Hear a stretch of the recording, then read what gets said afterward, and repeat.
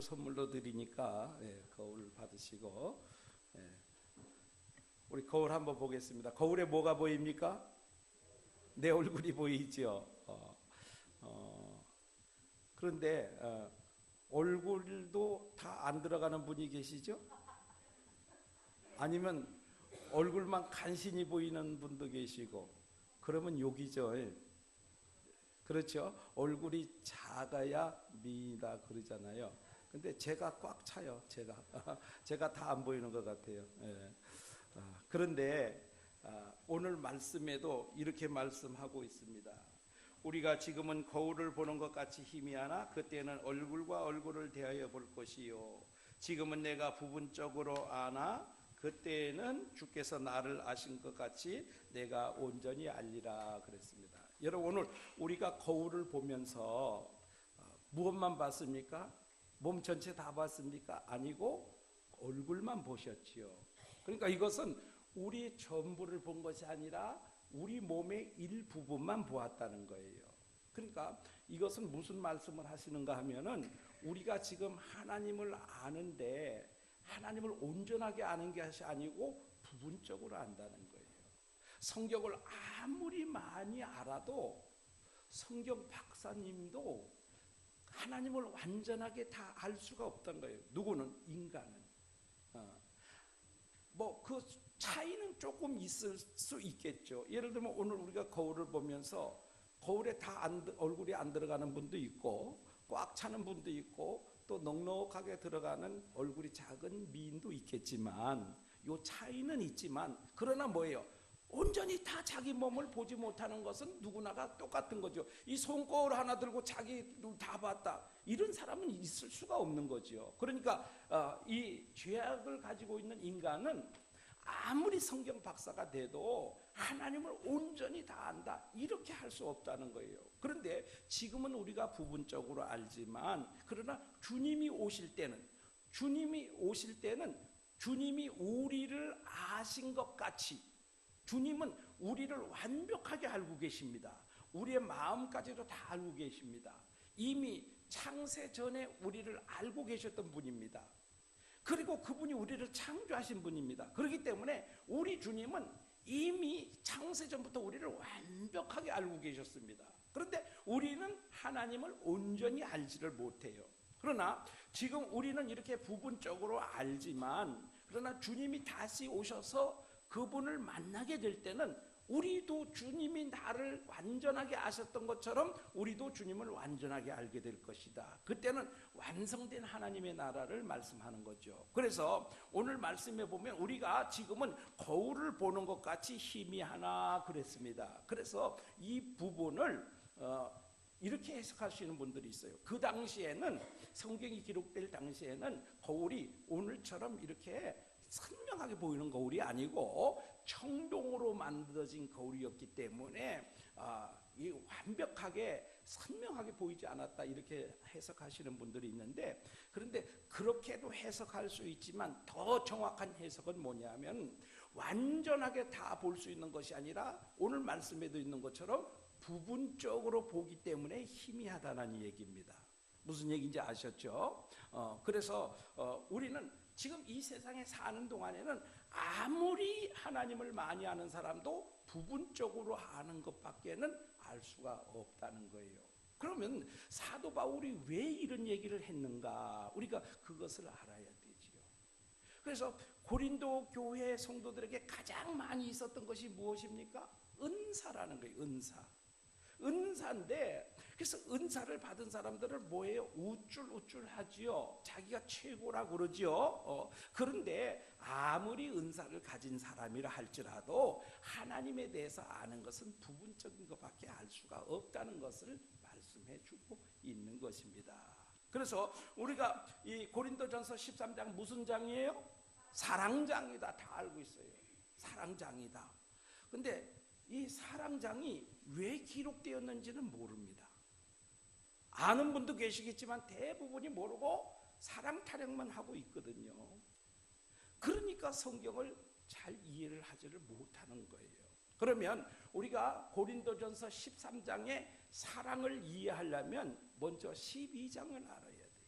그 다음에 뒷장에 기록된 14장을 알아야 돼요. 그런데 12장에도 은사에 대해서 쫙 설명을 했습니다. 또 14장에도 은사에 대해서 말씀을 하고 있습니다. 그러다가 갑자기 사도 바울이 13장에 사랑을 이야기하고 있거든요. 그럼 사도 바울이 왜 이걸 사랑을 이야기했느냐? 그것을 바로 알아야만 사도 바울이 이야기하는 사랑의 의미를 바로 깨달을 수 있다는 거죠. 그래서 앞에 12장에서 은사에 대해서 교회 안에 나타나는 여러 가지 은사들에 대해서 이야기를 했습니다. 그런데 특별히 고린도 교회가 가지고 있는 문제가 무엇인가 하면 이 은사 때문에 문제가 일어난 거예요. 많은 은사들이 있었는데, 그런데 은사는 다 똑같은 게 아니죠. 한 성령이시지만 은사는 각양각색으로 많은 사람들에게 은사를 주셨어요. 그래서 우리가 은사를 몇 가지로 이야기합니까? 8가지 이야기하는 데도 있고 12가지 이야기하는 데도 있습니다. 그런데 그것이 전부가 아닙니다. 수천 가지, 수만 가지 은사가 있는데 그 중에 대표적인 것을 이야기한 거죠. 갈라디아서 5장 22절 23절에 뭘 이야기하고 있어요? 성령의 열매를 이야기하고 있죠. 그런데 성령의 열매가 9가지입니까? 아닙니다. 성령의 열매는 한 가지입니다. 한 가지. 그런데 그러면 한 가지에서 9가지를 왜 이야기하느냐? 9가지 맛을 내는 거죠. 9가지 성품이 있다는 거예요. 그럼 9가지 성품만 있으니까 성령의 열매가 아닙니다. 수만 가지의 성품이 있지만, 열매가 있지만, 그러나 그 대표적인 것으로 꼽으면 9가지가 된다, 그런 얘기예요. 그래서 이 고린도 교회에 은사가 어마어마하게 일어났습니다. 그런데 우리가 이 은사를 할 때 조금 먼저 생각해 봐야 될 것이 있습니다. 은사가 무엇인가 하면 하나님이 주시는 선물이죠. 성령께서 주시는 선물입니다. 그럼 은사를 왜 주셨느냐? 그것은 하나님을 더 깊이 알고 하나님의 일을 잘 하라고 주신 겁니다. 그렇다면 우리가 이 거울을 보면서 이야기했던 것처럼 우리가 하나님을 아는 일에 부분적으로밖에 알 수가 없어요. 그러니까 은사를 많이 받았다는 건 뭐예요? 다시 말하면 하나님을 아는 지식이 많이 부족하다는 거죠. 우리 인간은 다 부족합니다. 하나님을 아는 지식이 완벽하지 못해요. 부족하기 때문에 하나님께서 하나님을 더 많이 알고 하나님 일을 더 많이 하라고 주신 게 은사예요. 그렇다면 고린도 교회에 많은 은사들이 나타났다는 건 뭐예요? 고린도 교회에 문제가 많고 고린도 교회 성도들의 그 하나님을 아는 지식이 아직 낮다는 거지요. 그래서 하나님께서 은사를 주셔서 하나님을 더 잘 알고 더 잘 섬기라고 은사를 주셨어요. 그런데 문제는 뭐예요? 그것 때문에 갈등이 일어나기 시작하는 거예요. 왜냐하면 각양의 은사들이 다 다르니까 내가 받은 은사가 최고다, 내가 받은 은사가 더 낫다. 예를 들면 병 고치는 은사를 받았어요. 그러면 다른 은사를 받은 사람을 향해서 이거 병도 못 고치는 주제에 그게 은사냐? 뭐 이런 식으로 나올 수 있는 거죠. 내가 안수하면, 내가 기도하면 뭐 죽었던 사람도 벌떡 일어날 수 있어. 이런 식으로 되는 거예요. 그러니까 다른 사람이 받은 은사는 별로로 취급해버리고 내가 받은 은사가 최고다. 그러니까 우리 인간은 항상 뭐예요? 자기중심적이에요. 자기 우월주의가 일어나게 되어 있는 거예요. 그래서 다른 사람 것보다 항상 내 것이 더 좋다, 그렇게 생각할 수밖에 없는 거예요. 그러니까 교회 안에 갈등이 일어나는 이유가 무엇입니까? 다른 사람보다 내가 낫다 이렇게 하니까 문제가 일어나기 시작하는 거예요. 그런데 어제도 제가 그 부침개 하면서 그 터미널 저쪽 반대 방향을 보니까 어떤 그 SUV 차량이 한 대 와서 서더라고요. 그러더니 스님이 한 분 내려요. 그랬더니 스님이 몇 분이 어디서 쫙 나타나더라고요. 근데 차를 끌고 온 스님이 딱 나오니까 다른 스님이 와가지고 정말 이건 90도도 넘어 45도 각도로 이렇게 숙여서 인사를 하더라고요. 왜 그럴까요? 저분이 나보다 훨씬 어떤 뭐 쥐나 뭐 어떤 뭐 그 우리로 말하면 영성이나 뭐 그런 것이 훨씬 낫고 내가 존경할 분이다 하니까 90도가 넘어가지고 45도까지 구부러져서 인사를 하는 거 아니겠습니까? 그러니까 오늘 우리가 갈등이 일어나는 것이 무엇입니까? 나는 당신보다 낫다, 당신이 하는 거 나는 절대로 그거 별로 마음에 안 든다. 이러니까 갈등이 일어나는 거예요. 그러니까 고린도 교회가 은사는 많이 받았는데 이런 것 때문에 문제가 생기기 시작을 했다는 거예요. 그래서 이제 사도 바울이 계속해서 은사에 대해서 설명을 하다가 이제 12장 31절에 가면 무슨 이야기를 합니까? 한번 보실까요? 12장 31절 한번 보세요. 너희는 더욱 큰 은사를 사모하라. 내가 또한 가장 좋은 길을 너희에게 보이리라. 이런 각양의 그 은사들을 이야기합니다. 그러다가 너희는 더욱 큰 은사를 사모하라. 내가 또한 너희에게 가장 좋은 길을 너희에게 보이리라 그랬습니다. 그래서 여러분 이 사랑을 가장 좋은 은사라고 설명하는 분들이 많아요. 절대로 사랑은 은사가 아닙니다. 절대로 은사에 사랑의 은사가 들어가질 않습니다. 성경 어디를 보더라도 사랑의 은사라고 기록된 곳은 한 곳도 없습니다. 사랑은 어디에 있어요? 성령의 열매가 있습니다.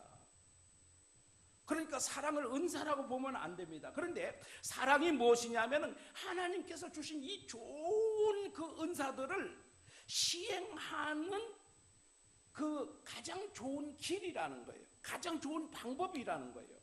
그러니까 다른 말 한마디로 말하면 하나님께서 주신 이 좋은 은사를 시행하는데 사랑의 동기로 하지 않으면 아무것도 아니다. 그 은사는 무슨 얘기인지 아셨죠? 그러니까 하나님께서 주신 은사를 사랑의 동기를 가지고 시행하지 않으면 그것은 아무것도 아니다. 이것이 사도 바울이 13장에서 하는 이야기입니다. 그러니까 이런 은사 때문에 서로 갈등하고 서로 시기하고 질투하고 막 분열이 일어나고 싸움이 일어나고 이러니까 사도 바울이 그 은사, 하나님 주신 은사는 그렇게 쓰는 것이 아니야. 그것은 사랑으로 해야 돼. 이 얘기를 지금 13장에서 하는 거예요. 그리고 14장에 가서 또 은사를 이야기합니다. 그러니까 오늘 이 사랑은 뭐와 연관되어 있어요? 은사와 연관이 되어 있어요. 은사. 그래서 왜 이 은사와 연관이 사랑이 되어 있는가? 이것을 이해하지 않으면 13장을 이해를 못하는 거예요. 그러니까 엉뚱한 소리 해버리는 거죠. 예를 들면 오늘 우리 박정현 형제님이 찬양대 지휘를 했는데 제가 참 잘했어 이렇게 할 수도 있어요. 그렇죠? 그런데 뜻을 두 가지로 볼 수가 있어요. 하나는 정말 참 잘했다, 참 은혜스러웠다 이렇게 볼 수도 있고, 하나는 한 자리 깔아가지고 야 그것도 지휘라고 했냐? 그러면서 비꼬듯이 참 잘했어 이렇게 할 수도 있는 거예요.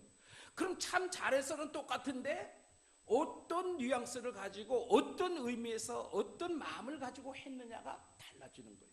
그러니까 성경을 읽을 때 항상 앞뒤 문맥을 살펴야 되는 이유가 바로 여기에 있는 거예요. 그래야 그 말씀을 바로 이해할 수 있는 거예요. 그러니까 오늘 고린도전서 13장도 12장과 14장을 이해하지 않으면 13장을 제대로 이해할 수가 없다는 거예요. 그렇다면 오늘 이제 우리가 해야 될 말씀이 무엇이냐면은 우리는 무엇을 하든지 사랑하는 마음을 가지고 해야 되는 거예요. 교회 안에서 하는 모든 일들은 사랑하는 마음이 없이 자기를 위하는 마음, 내가 최고다 이런 마음을 가지고 하면 그것은 교회에 유익이 되는 것이 아니라, 자기에게 유익이 되는 것이 아니라 교만해지고 교회를 해롭게 하는 방해꾼 역할밖에 하지 않는다는 거예요. 그러니까 오늘 이 사도 바울이 왜 사랑을 이야기했느냐? 은사 때문에 교만해졌다는 거예요. 은사 때문에. 근데 은사는 받아서 교만해지면 안 되는 거예요. 차라리 은사를 받아서 교만해질 바에는 안 받는 게 좋습니다. 여러분 우리 직분도 마찬가지예요. 직분 받을 때 뭐 서약도 하고 건면도 하고 뭐 별 난리를 다 치잖아요. 근데 임직식 딱 끝나면 어떻게 돼요? 완전히 사람이 돌변해버리죠.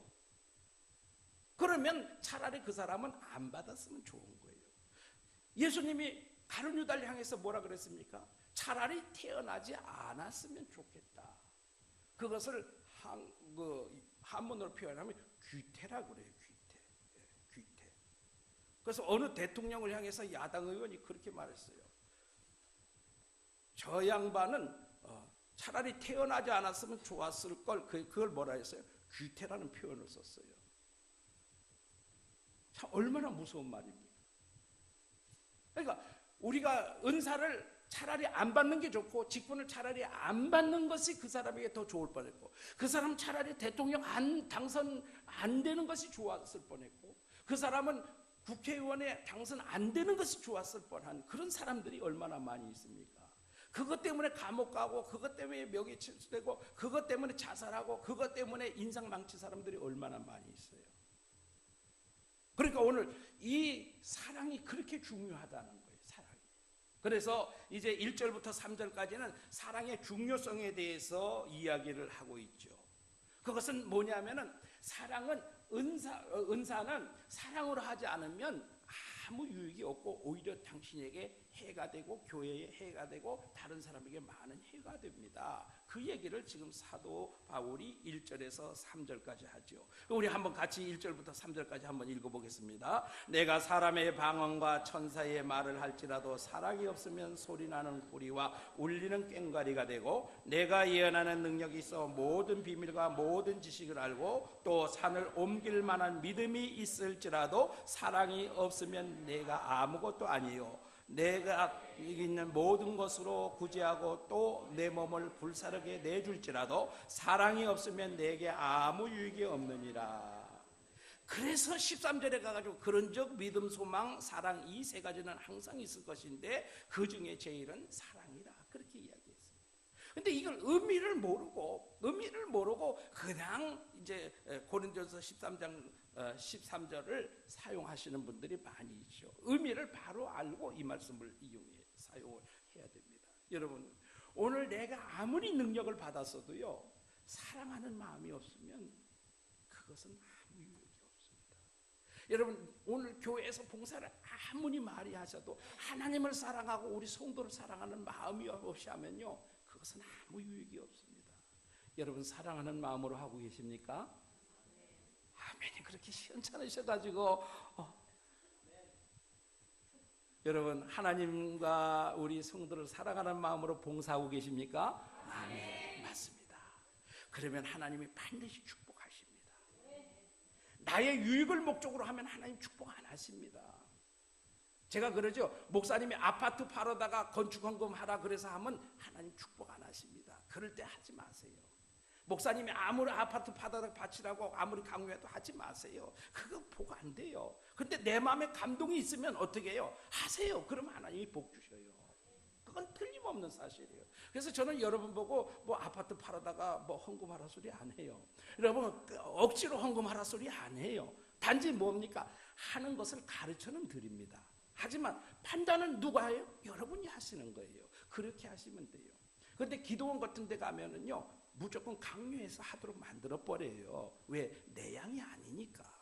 근데 저는 우리 성도님들은 우리 양떼잖아요. 그렇죠?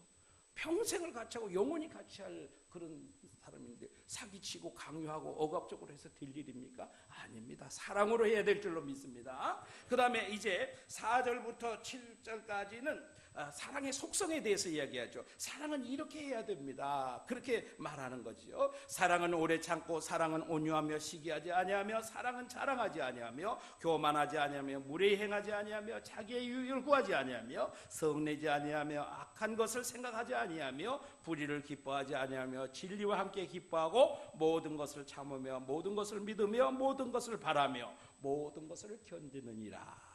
사랑하는 마음이 가진 사람은 이렇게 한다는 거예요. 그래서 우리도 그렇게 해야 되겠죠. 그러면 이제 간단하게, 시간이 없으니까 간단하게 알아봅니다. 먼저 사랑은 오래 참는다 그랬습니다. 사랑은 오래 참고 그랬습니다. 여러분, 사랑은 오래 참는 것입니다. 여러분, 우리가 같이 생활하면서 순간순간 부딪히고 순간순간 짜증도 나고 혈압도 올라가고 막 그런 일들이 일어나죠. 그렇지 않아요? 그런데 그때마다 화내고 그때마다 뭐 부딪히고 하면 어떻게 되겠습니까? 그럼에도 불구하고 조금 참고 지나다 보면 어떻게 해요? 그 사람의 좋은 면도 보이고 좋은 일도 있고 그렇지요. 그래서 만약에 서로가 참아주지 못한다면 어떻게 해요? 교회는 분란의 장이 되는 거예요. 분란의 장. 싸움의 장이 되는 거예요. 완전히 싸움판 되는 거예요. 그렇지 않습니까? 이 세상에 나와 똑같은 사람은 한 사람도 없어요. 이 세상에 60억 인구뿐만 아니라 하나님이 창조하신 이후로 주님이 다시 오실 때까지 그 인구를 다 합하면 얼마나 될지 몰라요. 그런데 중요한 것은 그 중에 하나도 똑같은 사람이 없다는 거예요. 인구가 뭐 몇십억, 뭐 몇백억, 몇천억이 된다 할지라도 똑같은 사람은 하나님이 하나도 안 만드신다는 거예요. 가능할까요? 가능할까요? 근데 여러분 중국 상하이에 가보셨어요? 중국 상하이에 가면은요, 건축 허가를 내줄 때 설계도를 보고 똑같은 모양의 집을 설계도를 가져오면 절대로 허가를 안 내줍니다. 무엇이 달라도 다르게 설계도를 그려가지고 와야 돼요. 그러니까 중국 상하이에는 똑같은 집이 없어요. 가능할까요? 가능하니까 하겠죠. 이 세상에 있는 오고 가는 모든 그 사람이 똑같은 사람이 없다는 거예요. 그런데 어떻게 나같이 똑같은 생각을 하고 나하고 똑같이 마음을 맞추고 나같이 똑같이 행동을 하고 내가 생각하는 일에 같이 동의해주고 이것을 바랍니까? 다 다른 거예요. 그래서 심지어 그런 얘기, 내 속으로 낳은 새끼도 다르다 그러지 않습니까? 부부끼리 마음이 잘 맞아서 안 싸웁니까? 부부싸움 연락해 하시고 교회 오시는 분도 많아요. 예.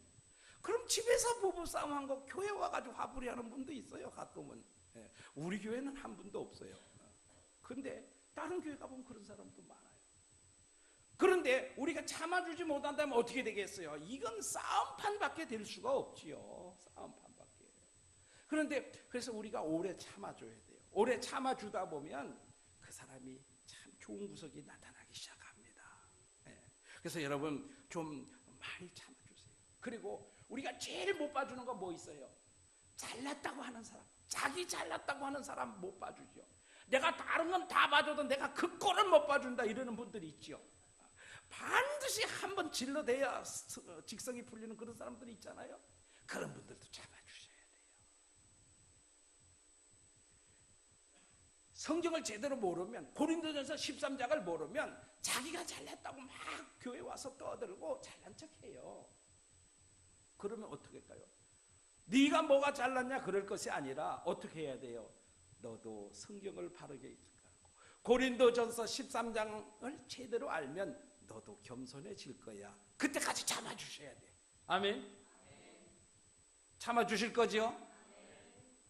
못 참아주면 안 돼요. 좀 꼴보기 싫고 꼴불견이고 난 저런 꼴 못 봐. 그거 보세요. 그게 하나님의 사랑입니다. 그 다음에 사랑은 온유하며 그렇습니다. 온유하다는 건 우리가 성령의 열매에서도 나왔죠. 그런데 오늘 여기서 온유하다는 것은 친절하다는 의미예요. 친절하다. 여러분 좀 상대방을 대할 때 부드럽고 친절하게 대해주세요. 교회가 다 친절해요. 부드럽고 다 친절하고 예수 믿는 사람들 대부분 그런데 가끔은 아닌 분들이 있어요. 가끔은. 가끔은. 그래서 어느 분은 교회에 갔다가 처음 갔는데 너무 불친절하고 막 그래서 그 교회 가기 싫다 그래서 우리 교회 오시는 분도 계시고 그래요. 그래서 여러분 우리가 친절해야 됩니다. 아멘. 처음 오는 분들한테 친절하고요. 네 떡 네 먹고 내 떡 내 먹고 이렇게 하면 안 되고요. 친절하게 대해 주시고요. 그래서 여러분 좀 이렇게 살펴보시고 처음 오신 분 또 아니면 잘 모르는 분 있으면 성경도 좀 찾아드리고 근데 그냥 인상 쓰고 하지 마시고 좀 생긴 건 좀 그렇더라도 이가에 그래도 미소를 조금 머금으면 훨씬 부드러워집니다. 아멘. 좀 부드럽게 하세요. 그래서 거기 또 가고 싶다. 여러분 어떤 분들 이 충청도 사람 특히 그래요. 충청도 사람은요 가게에 가도 어서 오세요 이 소리도 안 해. 물건을 사가지고 나가도 안녕히 가시라 소리도 안 해. 뭐 가게에 물건을 좀 알아보려고 뭘 좀 알아보려고 전화를 하면 뭐라고 받는지 아세요? 충청도 사람? 여보세요? 천만의 말씀이에요. 여보시오. 이렇게 받아 충청도 사람들이. 여보시오가 뭐예요? 여보시오가 전화 확 끊어버리고 싶어요. 그래도 내가 뭐 구할 게 있으니까 아쉬워서 할 수 없이 통화는 하지만 다시는 그 가게 두 번 다시 안 가요. 여러분, 오늘 우리 교회에 오신 분들, 우리 교회 성도 상호 간에 좀 친절하게 대해 주셔야지. 쌀쌀맞게 대하면 어떻게 되겠어요?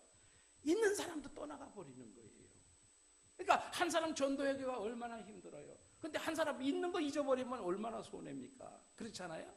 그리고 여러분, 하나님의 이 사랑을 마음에 있는 사람은요, 친절해야 돼요. 상냥해야 돼요. 내가 좀 불쾌해도 그래도 상냥하게 대해야 돼요. 여러분, 그래서 이런 말이 있지요. 가는 말이 고와야 오는 말도 곱다, 그런 말이 있지요.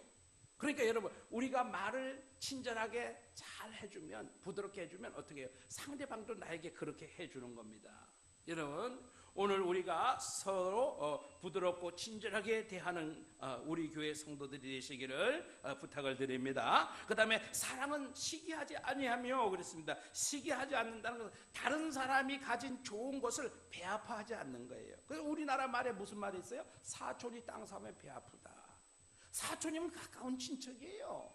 그런데 그 사촌이 땅 사는 것이 배가 아프다면 어떻게 되겠어요? 그럼 우리 교회 성도들 중에 잘 되는 사람 보면 어때요? 겉으로만. 그래서 그런다잖아요. 여러분, 누가 아파트 큰 평수로 이사를 갔어요. 그러면 어떻게 해요? 목사님 신방 간다니까 할 수 없이 가야 되잖아요. 화장지 하나 사들고 가가지고 축하해요 이러면서 속으로 뭐예요? 별로 잘나도 못한 게 어쩌다가 복음 받았네. 이 마음이 그런 거예요. 마음이. 예? 그래요. 목사님들 간에도 그런 게 있어요. 목사님들 간에도 어느 교회가 부흥된다 그러면 이거 할렐루야 해야 되잖아요. 저 설교도 제대로 잘 못하는데 어째 교회는 부흥하노? 뭐 이런 생각이 있는 거예요. 누가 잘 됐다면 배가 아픈 것이 우리 죄악을 가진 인간의 본성 속에 숨어 있는 거예요. 저도 그것을 숨길 수가 없어요. 저도 그걸 숨길 수가 없어요. 그런데 정신 차리고 보면 축하해 줘야 될 일이죠. 그런데 정신 차리기 전에는 그런 생각이 든다는 거예요. 그래서 여러분, 다른 사람이 좋은 거 가진 거, 좋은 은사 가진 거, 그거 인정해 주고 그렇게 해야 돼요. 그런데 인정하지 못하고 뭐 기도한다 무슨 병이 났고 아이고 그 사기야 사기 뭐 이런 식으로 해버리면 안 되겠지요. 여러분, 우리 진정으로 함께 기뻐할 수 있기를 바랍니다. 그 다음에 사랑은 자랑하지 아니하며 그렇습니다. 여러분, 그렇다고 모든 것 다 자랑하지 말라는 것 아닙니다. 여러분, 자랑을 해야 될 것도 있죠. 무엇입니까? 하나님 자랑해야 되죠. 교회 자랑해야 되죠. 목사님 자랑해야 되죠. 우리 구역장님 자랑해야 되죠. 우리 성도님들 자랑해야 되잖아요. 목사님이 맨날 나가서 자랑하지 말라 그랬다고 우리 교회 성도들 흉이나 보고 돌아다니면 어떻게 되겠어요? 우리 교회 성도들 자랑해야 우리 교회가 좋아지는 거예요. 그렇잖아요. 여러분, 우리 교회 자랑해야 다른 사람들이 우리 교회에 와서 우리 교회가 부흥하게 되는 거예요. 하나님 자랑해야 많은 사람들이 하나님 믿게 되는 거예요. 여러분, 우리 자녀들이 나가서 우리 엄마 아빠 맨날 욕만 해보세요. 어떻게 되겠어요? 그 집안은 무슨 가족? 옛날엔 콩가루 집안이고요. 요즘은 배지밀 가족으로 바뀌었어요. 훨씬 더 세련됐거든요. 그런 배지밀 가족, 배지밀 교회가 되면 안 돼요. 그래서 어떻게 해야 돼요? 우리가 자랑해야 되는데, 그런데 자랑하지 말아야 될 것은 나의 가진 것을, 내 것을 뽐내는, 과시하는 그런 자랑을 하면 안 된다는 거예요. 그래서 내 은사가 최고다. 막 고린도 교회 성도들이 그랬잖아요. 그것은 아니라는 거예요. 은사를 받으면 받을수록 어떻게 해야 돼요? 더 겸손해져야 되죠.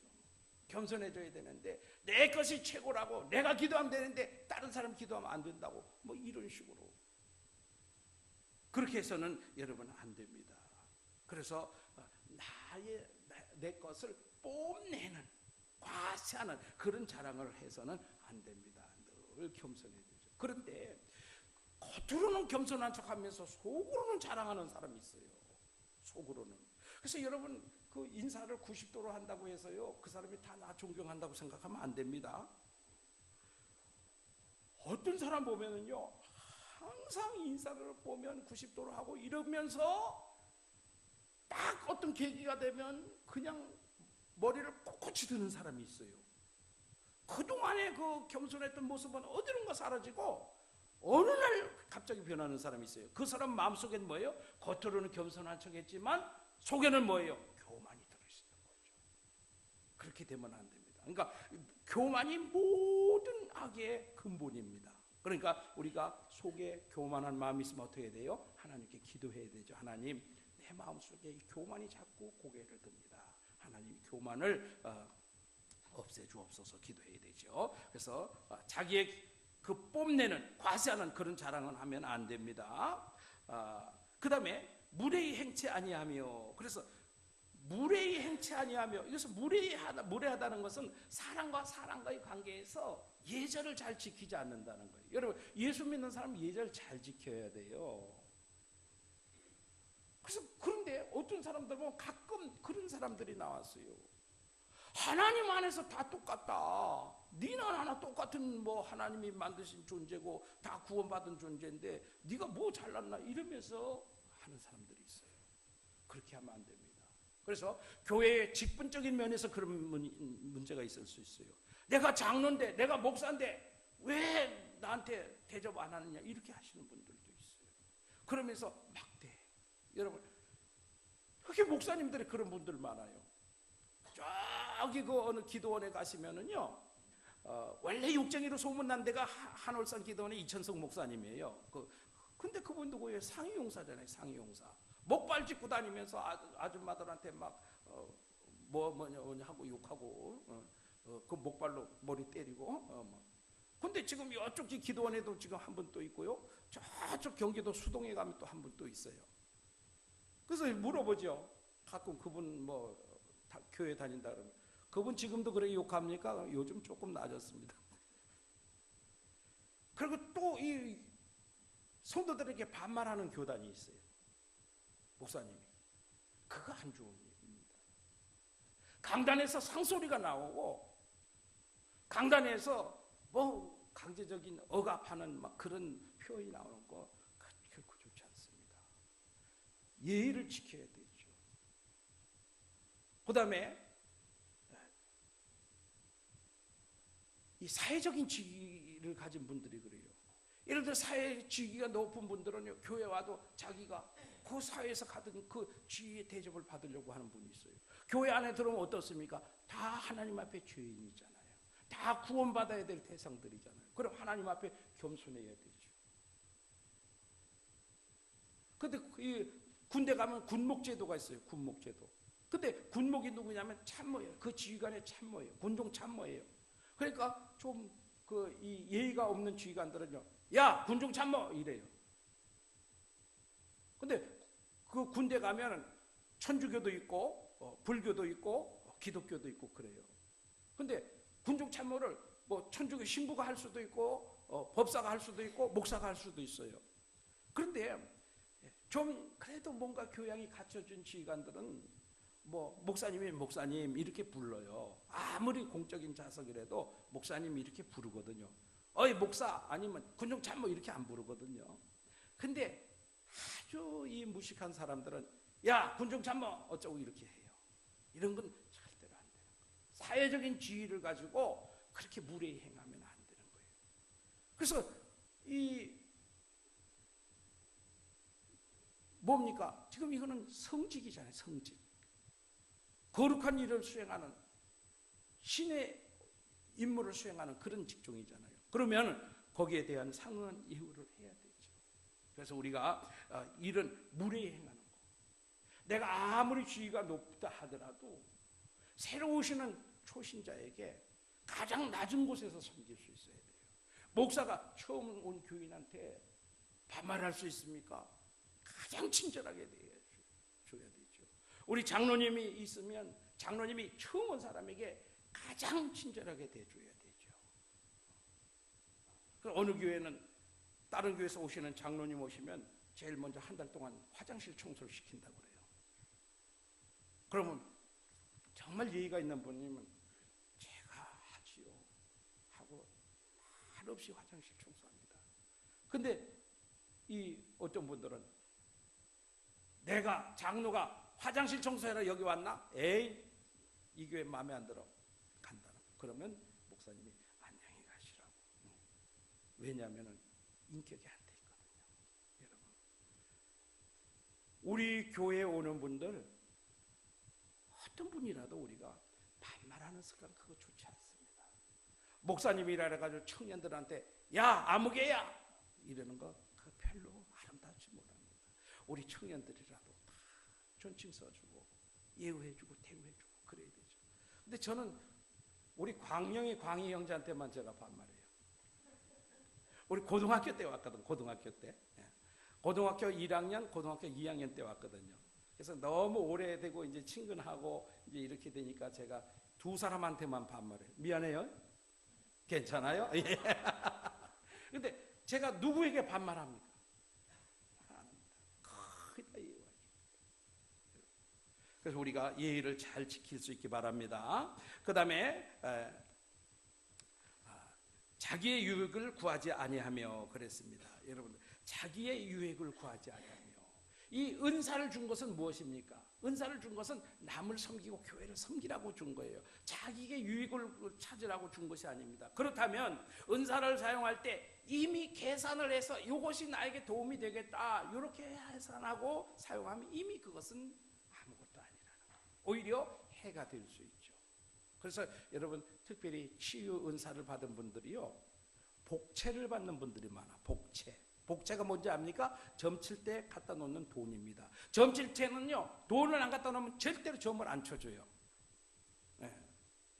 그리고 제가 해보니까 그 절에 오래 다니신 분들은요, 목사님이 신방을 한번 해준다 해도 자꾸 꺼려해요. 그래 왜 그러냐 그랬더니 거기는요, 이 스님이 한번 신방을 하고 뭐 해주면 엄청난 대가를 지불해야 돼요. 그러니까 그게 부담스러운 거예요. 몸이 아파서 오랫동안 병상에 누워 있었는데 돈 다 까먹었잖아요. 돈도 없는데 오면 많은 것으로 이렇게 예우를 해줘야 되니까 그게 부담스러워서 못 오게 하는 거예요. 그러니까 기독교는 절대 그런 데가 아니다. 어떻게 해요? 목사님이 갖다 주죠. 갖다가 목사님이 신방 갈 때 맨손으로 갑니까? 아니에요. 목사님이 항상 들고 가잖아요. 그죠? 그러니까 그것만 봐도 좋은 거예요, 기독교가. 근데 신유 은사 받은 분들이요, 기도해 주면서 얼마를 내라 그러는 거예요. 그건 뭐예요? 복채.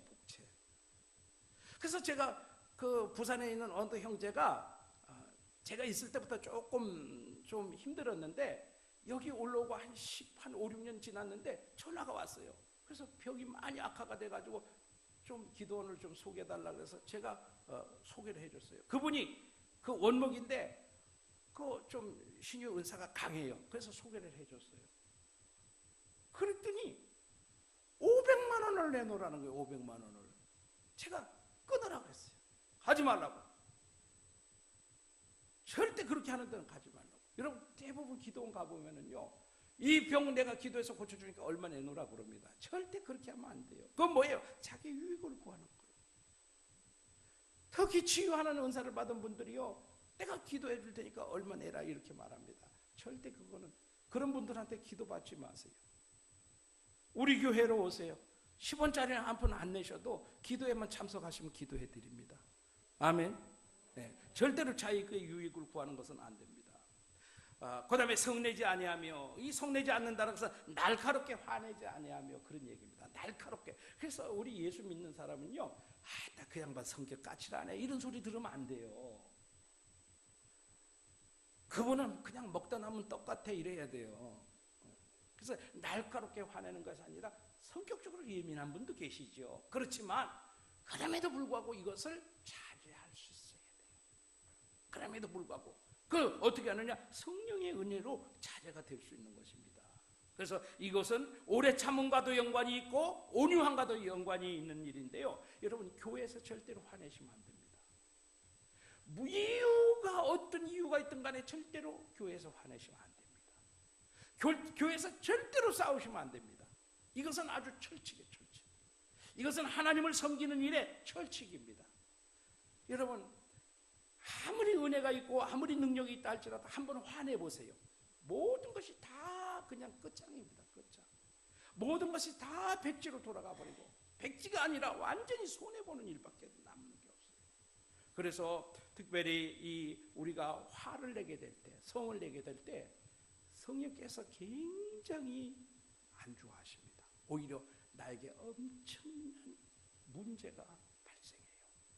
그것을 여러분 우리 꼭 기억하시고, 어떤 일이 있어도 교회에서는 화내거나 싸우는 일은 해서는 안 된다.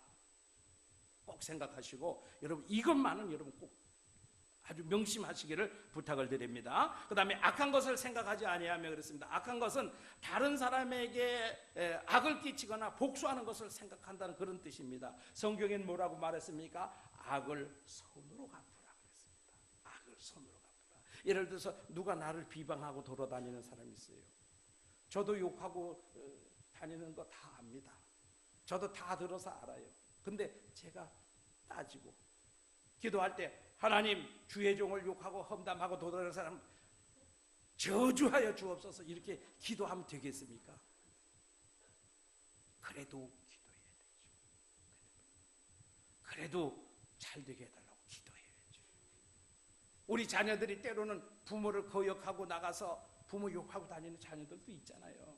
그럴 때 하나님 저건 내 새끼도 아닙니다, 하나님 저주를 내려주옵소서, 이렇게 기도하는 부모가 있겠습니까? 없습니다.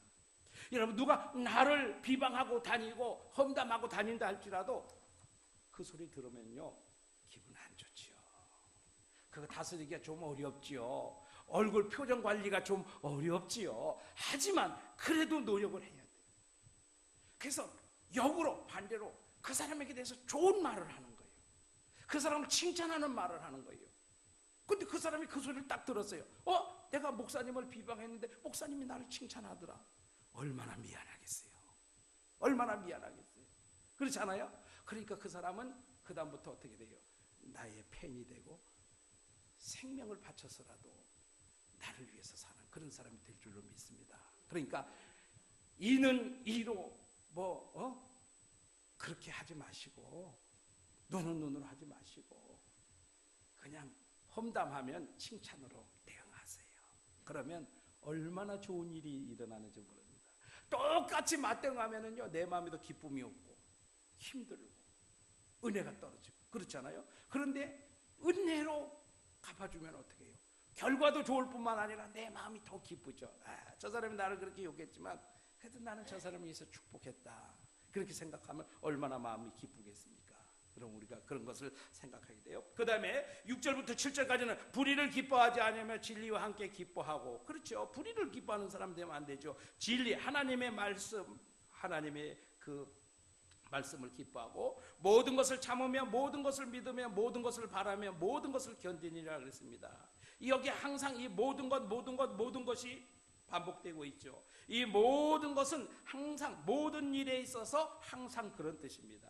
그래서 여러분이 기쁜 일이 있거나 슬픈 일이 있거나 어떤 일이 있어도 참고, 또 어떤 일이 있어도 믿음에서 떨어져 나가지 않고, 어떤 일이 있어도 소망을 잃어버리지 않고, 어떤 어려움과 환난이 있어도 참고 견디는 그런 성도가 되면 우리 하나님께서 그 사람을 사랑이 있는 사람이다, 그렇게 말씀하십니다. 그래서 여러분 오늘 우리가 정말 이 사랑장에 기록한 이 사도 바울이 왜 이런 말을 했는지 의미를 잘 생각하시고요. 그런데 왜 이렇게 하는가 하면요, 이 은사는 패할 때가 온다는 거예요. 필요치 않을 때가 온다는 거예요. 언제까지냐면 우리가 이 세상 육신을 입고 있는 그 기간 동안만 그렇다는 거예요. 우리가 이제 주님을 만나게 되면 그때는 얼굴과 얼굴을 대하는 것처럼 마주보게 될 것인데 은사가 필요 없잖아요, 그때는. 그러니까 이것은 우리가 주님을 만날 때까지만 한시적으로 필요한 거예요. 그런데 사랑은 영원한 것이다. 왜냐하면요, 하나님은 사랑이시라 그랬잖아요. 요한일서 4장 8절에 하나님은 사랑. 그러니까 사랑이라는 건 뭐냐면 바로 하나님을 이야기하는 거예요. 하나님. 그러니까 이 사랑은 영원토록 없어지지 않는 거예요. 하나님 사랑하는 거, 이것이 언제 폐해지겠습니까? 하나님 자체가 사랑인데 하나님이 없어지는 일이 있겠습니까? 없어요. 그러니까 우리가 이 은사라는 건 없어지는 날이 오지만, 필요 없는 날이 오지만 사랑은 영원토록 필요한 것이다. 그래서 그 중에 제일은 사랑이라. 아멘. 할렐루야. 여러분 이제 우리 고린도서 13장 잘 아셨죠? 시간이 없어서 세부적으로 다 세밀하게 살피진 못했습니다만 그래도 이 사도 바울이 이 사랑장을 기록한 배경에 대해서는 제가 좀 말씀을 드렸어요. 여러분 이해하셨을 줄로 믿고, 그래서 여러분 우리가 추구해야 될 것은 무엇입니까? 사랑입니다. 사랑. 여러분 지난 주간에 하나님께서 우리에게 서로 돌아보아 사랑으로 선행을 격려하라 그랬습니다. 여러분 얼마나 돌아보셨습니까?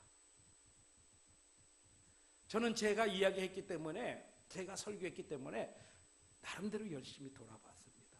여러분 제가 설교해놓고 그냥 끝나는 것이 아니고 저는 제가 설교했기 때문에 최대한 실천합니다. 왜냐하면 저는 안 하고 여러분에게만 하라는 것은 뭡니까? 그것은 선생만 되는 거죠. 설교는 설교자 포함된 겁니다. 저에게도 설교하는 것이 해당이 되는 거예요. 그렇기 때문에 했죠. 열심히 돌아봤습니다. 그런데 여러분 돌아보는 중에 화가 나는 일은 없던가요? 저는 화가 나는 일이 있었습니다. 여러분 돌아보는 중에 내가 왜 일을 해야 되는가 회의가 드는 적은 없던가요? 저는 회의도 들었습니다. 그럼에도 불구하고 우리가 사랑으로 해야 될 이유는 뭐냐면 우리는 하나님의 사랑에 빚진 자라는 거예요. 하나님이 자기가 죽어서 우리를 구원하시고 우리를 살리신 그 사랑의 빛을 내가 받았기 때문에, 빚진 자기 때문에 저들이 나를 멸시하고 내 말을 듣지 않고 빈정거리고 뭐 어떤 태도를 취한다 할지라도 속으로는 빈정상하는 일이 있어도 그래도 참고 사랑으로 해야 되는 것이 바로 이 일이라는 겁니다. 여러분 우리가 보면 미운 사람도 있습니다. 때로는 정말 말하기 싫은 사람도 있습니다. 그럼에도 불구하고 해요. 그런데 사랑으로 하면 변화가 일어납니다. 여러분 미운 사람은요 아무리 이쁜 짓을 해도 미워 보여요. 이쁜 사람은 아무리 미운 짓을 해도 이뻐 보여요. 무슨 차이가 있습니까? 사랑이라는 그 차이가 있는 거예요. 여러분 오늘 혹시라도 꼴 보기 싫은 사람이 있습니까? 사랑으로 그를 한번 만나보세요. 이뻐지기 시작합니다. 아멘. 사랑하는 우리 교회가 되시기를 축복합니다. 은혜 주신 우리 하나님 아버지 감사합니다. 사도 바울이 고린도전서 13장 사랑장이라고 하는 이 말씀을 통해서 우리에게 사랑이 제일이라고 가르쳐 주셨습니다.